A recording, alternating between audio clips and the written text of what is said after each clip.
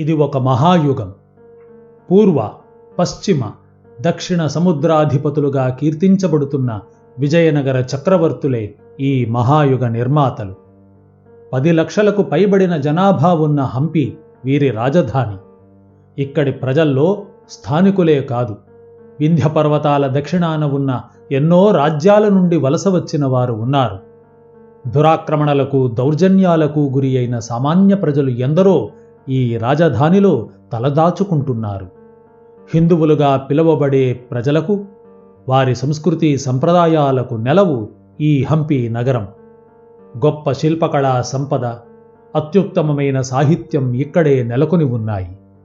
ఇలా ఓ స్వర్ణయుగాన్ని నిర్మించిన చక్రవర్తులకు తమ వందనాలను అర్పించాలని ఎందరో రాజులు, రాణులు ప్రతి సంవత్సరం 9 రోజుల పాటు హంపీకి వస్తారు. ఇక్కడి దసరా దిబ్బ వద్ద విజయనగర చక్రవర్తికి విలువైన కానుకలు సమర్పించుకుంటారు. తమ విధేయతను ప్రకటిస్తారు. దీన్ని చూడడమే ఒక పెద్ద పండుగ. ఆపై జరిగే సైనిక కవాతు ఓ అద్భుతమే. ఈ మాటలు నావి కావు. సీజర్ ఫ్రెడరిక్ అనే ఓ ఇటాలియన్ యాత్రికుడు హంపి గురించి తన డైరీలో వ్రాసుకున్న మాటలు. దసరా పండుగ నాడు మహానవమి దిబ్బ వద్ద చేరిన సామంతరాజులు, వారి భార్యలు, అధికారుల వైభవాన్ని వర్ణించడానికి నా నోరు చాలదు, నా భాష చాలదు. అది ఒక నేత్రోత్సవం అని మాత్రమే చెప్పగలను అన్నాడు పోర్చుగీసు యాత్రికుడు డొమింగో పేస్. విజయనగర చక్రవర్తుల ఐశ్వర్యం, వైభవం, గౌరవం, సైనిక బలం ప్రపంచానికి చాటి చెప్పిన సందర్భం దసరా పండుగ. అందులోనూ మహర్నవమి నాడు జరిగే సైనిక విన్యాసాలు విజయనగర సామ్రాజ్య ఘనతకు పెట్టిన పేరు. ఇంతకు దసరా 9 రోజుల పాటు విజయనగరంలో ఏమేమి జరిగేవి, అక్కడి వాతావరణం ఎలా ఉండేది అని ఊహించుకుంటేనే ఒళ్ళు పులకరిస్తుంది.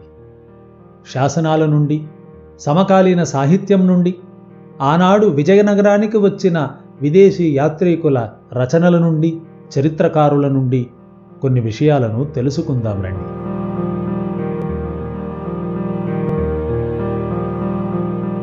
హంపీలోని మహర్నవమి దిబ్బ లేదా దసరా దిబ్బగా పిలువబడే బృహత్తరమైన కట్టడం ఆనాటి విజయనగర వైభవానికి మూగసాక్షిగా ఈనాటికీ హంపీలో నిలిచి ఉంది. 80 అడుగుల వెడల్పు, 22 అడుగుల ఎత్తుగల ఈ రాతి వేదికపైనే దసరా 9 రోజుల పాటు విజయనగర చక్రవర్తులు కొలువు తీరేవారు. ఈ వేదిక ముందు భాగాన్నే విజయనగర సామంతులు, దండనాయకులు, పాళేగారులు, ఇతర ఉన్నతాధికారులు తమ తమ సైన్యాలను నడిపించి తీసుకెళ్లేవారు. చక్రవర్తికి నమోవాకాలు అర్పించేవారు. ఆనాటి, ఆ దసరా నాటి, ఆ మహర్నవమి నాటి వైభవం ఎలా ఉంటుందో అని ఊహించుకున్న ఒక ఊహ ఇప్పుడు మీకు అందిస్తున్నాను.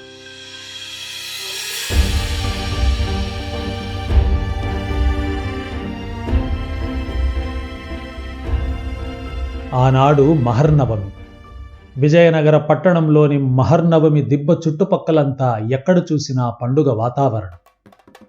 రంగురంగుల వస్త్రాలతో కట్టిన గుడారాలు, వింత వింత వస్తువులతో నిండిపోయిన అంగళ్ళు, నోరూరించే పిండి వంటల వాసనలతో ఘుమఘుమలాడిపోతున్న పరిసరాలు, ఆగకుండా మోగుతున్న ఆలయాల గంటల సుస్వర శబ్దాలు, హడావుడిగా తిరుగుతున్న యాత్రికులు, నింపాదిగా నడుస్తున్న స్థానికులు, కాళ్లకు అడ్డుపడుతూ పరిగెత్తుతున్న పిల్లలు, ఆ పిల్లల్ని ముద్దుగా తిట్టుకుంటూ నడుస్తున్న పెద్దలు, గోగ్రాసం ఎక్కువై ఇక తినను అని మారాము చేస్తున్న గోవులు, వృషభాలు, బుజ్జాయి దూడలు, 4 వీధులు కలిసే చోట సాగుతున్న దొమ్మరి విన్యాసాలు, యాత్రికుల విశ్రాంతి కోసమని కట్టించిన మండపాలలో కొన్ని చోట్ల సంగీత కచేరీలు, కొన్ని చోట్ల భజనలు, కొన్ని చోట్ల పిచ్చాపాటీలు, మరికొన్ని చోట్ల వాద వివాదాలు. హంపీలో ప్రతి ఇంటిపైన ఎగరేసిన జెండాలు గాలికి రెపరెపలాడుతూ వింత శబ్దాలు చేస్తున్నాయి. పట్టణంలోని అన్ని కోట వాకిళ్లకు కట్టిన పూలతోరణాలు పరిమళాలను వెదజల్లుతున్నాయి. విరూపాక్షుని ఎత్తైన రాజగోపురం మీది బంగారు కలశాలపై సూర్యుని వెలుగుపడి కళ్ళు మిరుమిట్లు గొలుపుతున్నాయి. విజయవిఠ్ఠల ఆలయంలోని సంగీత స్తంభాలు గర్భగుడి నుండి వస్తున్న వేదమంత్రాలకు తమ సప్తస్వర ప్రస్తారాలను జోడిస్తూ ఉన్నాయి. హజారా రామాలయంలోని శ్రీరాముడు సీతాలక్ష్మణ సమేతుడై ఆగకుండా వెలుగుతున్న ఆరతుల్ని అందుకుంటున్నాడు. మహోన్నత దేహుడైన ఉగ్ర నరసింహుడు లక్ష్మీ సమేతుడై ఆదిశేషుడిని ఛత్రంగా చేసుకుని తన ఉగ్ర నేత్రాల నుండి చల్లని కారుణ్య కిరణాలను ప్రసరింపజేస్తున్నాడు. వరాహస్వామి కోరల నుండి పుట్టిన తుంగభద్రా నది తీయటి నీటిని తాగి తృప్తిగా సాగిపోతున్నాయి పశువులు, పక్షులు, వాటితో పాటే మనుష్యులు. కన్నడ, తెలుగు, తమిళ, మరాఠా పలుకులు అన్ని చోట్ల కలగలుపుగా వినబడుతూ ఉన్నాయి. వీటితో పాటు మహాపండితుల సంస్కృత సంభాషణలు వేరే. అక్కడక్కడా వినిపిస్తున్న పర్షియన్, అరబిక్, ఉర్దూ గుసగుసలు. ఎక్కడ చూసినా కోలాహలం, ఎక్కడ చూసినా ఆహ్లాదం, అన్ని చోట్ల ఆనందం వెల్లివిరుస్తున్నాయి.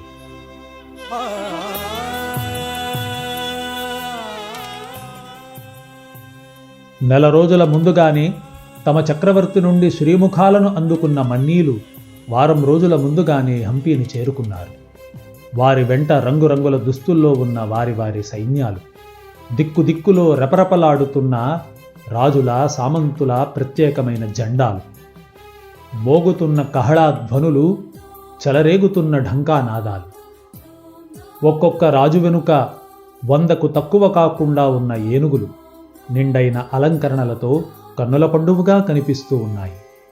ఆ ఏనుగుల దళాలు రాజవీధుల్లో నడుస్తూ ఉంటే ఓ పెద్ద నల్ల సముద్రం కదలి వస్తున్నట్టుగా కనిపిస్తోంది. మహానవమి దిబ్బ చుట్టూ ఎత్తైన వేదికల్ని నిర్మించారు.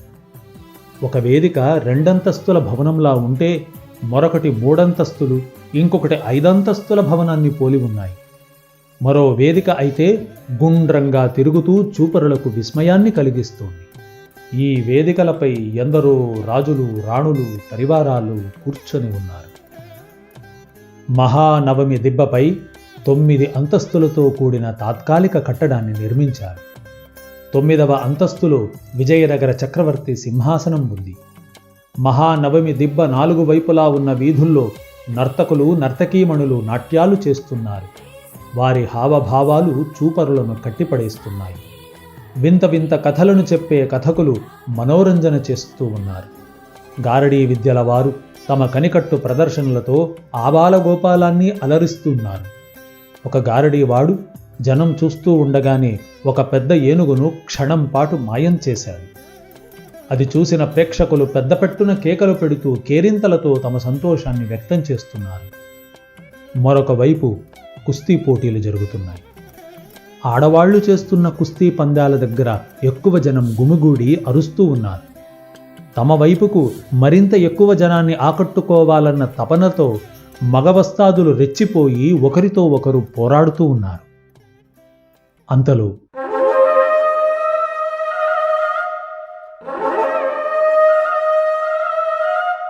పెద్ద పెట్టున కాహళీ ధ్వనులు మిన్నుముట్టాయి. అంటే తన మహలు నుండి చక్రవర్తి దసరా దిబ్బ వైపుకు ప్రయాణం మొదలుపెట్టాడన్న సూచన అన్నమాట. రాజప్రాసాదం వద్ద గల హజారా రామాలయంలో రాజకుటుంబం ప్రత్యేక పూజల్ని పూర్తి చేసింది. అక్కడి నుండి ఊరేగింపుగా పట్టణద దుర్గమ్మ గుడిని చేరుకుంది. మహర్నవమి విశేష పూజలను అమ్మవారికి అర్పించి కుటుంబం ముందుకు సాగింది. మార్గమధ్యంలో మాధవస్వామి గుడి. అక్కడ అర్చన, ఆరతులను సమర్పించింది రాజపరివారం. కొద్దిగా ముందుకు రాగానే జైన ఆలయం. ఆ బసదిలో ఉన్న జైన మునులు రాజకుటుంబాన్ని దీవించారు. అలా కాస్త దూరం పోగా అత్యంత శోభాయమానంగా అలంకరించిన శృంగారద బాగిలు అని పిలువబడే శృంగార ద్వారం ఎదురయ్యింది. ఆ ద్వారం పైభాగంలో నిలబడిన ప్రజలు క్రింద సాగుతున్న ఊరేగింపుపై పూలను వెదజల్లారు. ద్వారం ఇరువైపులా ఉన్న కళాకారులు అందమైన రాగాలను ఆలపించారు. వాయిద్యాలను హృద్యంగా మ్రోగించారు. మరి కాస్త ముందుకు సాగిన రాజకుటుంబం దారి పొడవునా బారులు తీరి ఉన్న ప్రజలను పలకరిస్తూ వెళుతుంది. కొందరు ప్రజలు ఇదే అవకాశమని తమ విన్నపాలను సమర్పించుకుంటున్నారు. చక్రవర్తితో పాటు నడుస్తున్న అధికారులు ఆ విన్నపాలను తీసుకుని భద్రపరుస్తున్నారు. ఇప్పుడు ఊరేగింపు మాల్యవంత పర్వతం వద్దకు చేరుకుంది. రాజపరివారం ఇతర ప్రముఖులు కొండపైన ఉన్న కోదండరాముణ్ణి సేవించుకున్నారు. మళ్లీ ఉత్సవం ముందుకు సాగింది. దారిలో ఉన్న హనుమంతుని ఆలయంలో విజయనగర సామ్రాజ్య సుస్థిరతను కోరుతూ విశేష అర్చనలు జరిపారు పూజారులు. అక్కడి నుండి ముందుకు కదిలిన ఊరేగింపు అత్యంత విశాలమైన శనివాರದ బాగిలు వద్దకు వచ్చి చేరింది. ఈ శనివారపు వాకిలి వద్ద చేరి ఉన్న ప్రజలు రాజకుటుంబాన్ని చూసి జయ జయధ్వానాలు చేశారు. అక్కడే దసరా సంతను నిర్వహిస్తున్న వర్తకులు చక్రవర్తికి కొన్ని విలువైన కానుకల్ని అందించారు. ఆ కానుకల్ని అందుకున్న మహారాజు అక్కడే ఉన్న ప్రజలకు వాటిని పంచిపెట్టేశాడు. ఊరేగింపు మళ్లీ ముందుకు సాగి చివరి మజిలీ అయిన నడకల్లు దుర్గమ్మ గుడిని చేరుకుంది. అక్కడ రాజకుటుంబం పేరు మీద ప్రత్యేక అర్చనలు జరిగాయి. చక్రవర్తి అమ్మవారికి స్వయంగా ఆరతిని సమర్పించాడు. వేదఘోషలు మిన్నుముడుతుండగా చక్రవర్తి అమ్మవారికి ప్రదక్షిణలు చేసి దేశ సౌభాగ్యాన్ని కోరుతూ సాష్టాంగ నమస్కారాలను అర్పించాడు. మరోవైపున శక్తి ఆరాధకులు 24 దున్నపోతులను 150 పొట్టేళ్లను బలి ఇచ్చారు. మహానవమి దిబ్బ వద్ద కాహళీలు మరోమారు హోరున్న శబ్దం చేశాయి. అంటే చక్రవర్తి దసరా దిబ్బ వద్దకు వచ్చేశాడనే సూచన. వెంటనే పురోహితులు పూర్ణకుంభంతో ఎదురు వెళ్లారు. వేదాశీర్వచనం అందుకున్న చక్రవర్తి వారికి సంభావనలను ఇచ్చాడు. ఆపై మహానవమి దిబ్బ మీద ఉన్న తాత్కాలిక వేదిక 9వ అంతస్తును చేరుకున్నాడు. చక్రవర్తి తన సింహాసనం మీద కూర్చోవడంతో విజయనగర దసరా ఉత్సవాలు ఉత్తుంగ శిఖరాన్ని చేరుకున్నాయి.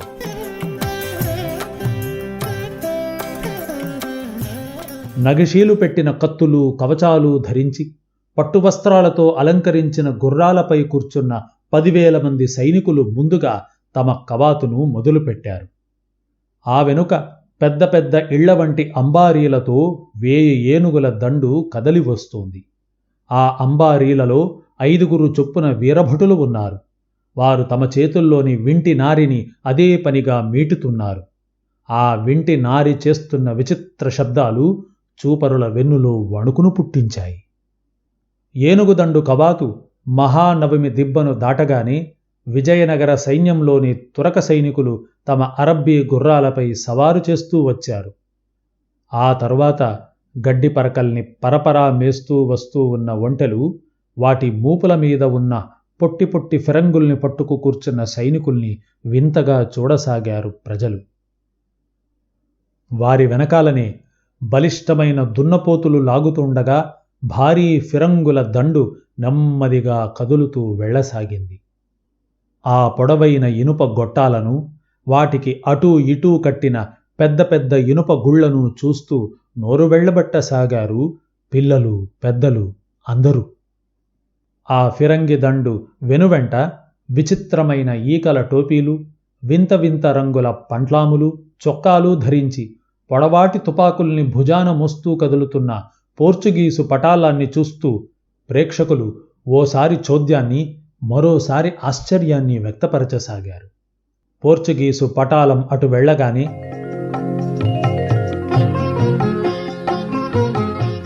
ఎందరో అందమైన అమ్మాయిలు నృత్యం చేస్తూ వాయిద్యాలను మోగిస్తూ వచ్చారు. తమ నాట్య విద్యను విజయనగర చక్రవర్తి ముందు కాసేపు ప్రదర్శించారు. వారి ప్రతిభను మెచ్చిన ప్రభువు 9 అంతస్తులు దిగివచ్చి కానుకలను ఇచ్చి విశేషంగా సత్కరించాడు. ఆ తరువాత ఒక్కొక్క సామంతరాజు తెచ్చిన సైనిక పటాలాలు తమ కవాతును మొదలుపెట్టసాగాయి. మొదటగా చక్రవర్తి అంగరక్షకులు వచ్చారు. పొడవైన బల్లాలు, పదునైన కత్తులు, పెద్ద పెద్ద మీసాలను కలిగిన వాళ్లను చూడగానే ప్రజలు జడుసుకున్నారు. వారి వెనుకాల మదురై నాయకరాజు దళం నడిచింది. వారి దళంలో రంగురంగుల పొడవాటి టోపీలను పెట్టుకున్న విలుకాండ్రు అందరినీ ఆకట్టుకున్నారు. ఆ వెంటనే తంజావూరు అశ్విక దళం, ఆ వెనుక చెంజి నాయకుని పదాతి దళం, వెల్లూరు నాయకుని ఫిరంగి దళాలు నడిచాయి. ముసునూరి, రేచర్ల, పెమ్మసాని, కాళహస్తి నాయకులు తమ సైనిక శక్తిని ప్రభువు ముందు ప్రదర్శిస్తూ సాగారు. ఆపై చిత్రదుర్గ నాయకుని బలిష్టమైన కాల్బలం తమ పొడవైన బళ్ళాలను ఝళిపిస్తూ సాగాయి. వారి వెంట కెళది నాయకుల సైన్యం తమ ఖడ్గవిద్యా నైపుణ్యాన్ని ప్రదర్శించాయి. వారిలోని నావికాదళం వారు ప్రత్యేక ఆకర్షణగా నిలిచారు. ఇలా ఇంకెందరో సామంతులు, పాళేగారులు తమ తమ సైనిక శక్తిని చూపిస్తూ మా బలమంతా నీకే అంకితం అన్నట్టుగా మహానవమి దిబ్బ మీద వేదికపైన ఆసీనుడై ఉన్న విజయనగర చక్రవర్తికి మొక్కుతూ ముందుకు సాగారు.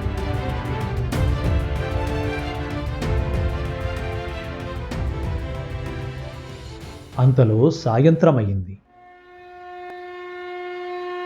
విరూపాక్ష ఆలయంలో ప్రదోష పూజ సందర్భంగా మోగుతున్న శంఖానాదాలు హంపి పట్టణం 4 దిక్కులా నిండుకున్నాయి.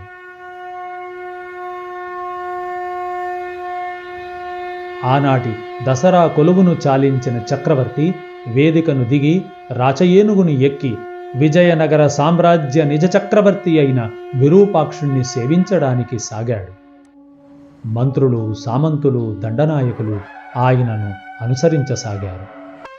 కప్పెర కప్పెరగా చీకటి కమ్ముకుంటుండగా వీధి దీపాలను వెలిగించసాగారు నగర రక్షకులు. పొద్దున్నుంచి సాగిన విజయనగర హంపి దసరా వైభవాన్ని కళ్ళారా చూసిన ప్రజలు జై విరూపాక్ష అంటూ ఏకకంఠంతో నినదిస్తూ మహాశివుని సన్నిధానం వైపుకు మళ్ళసాగారు.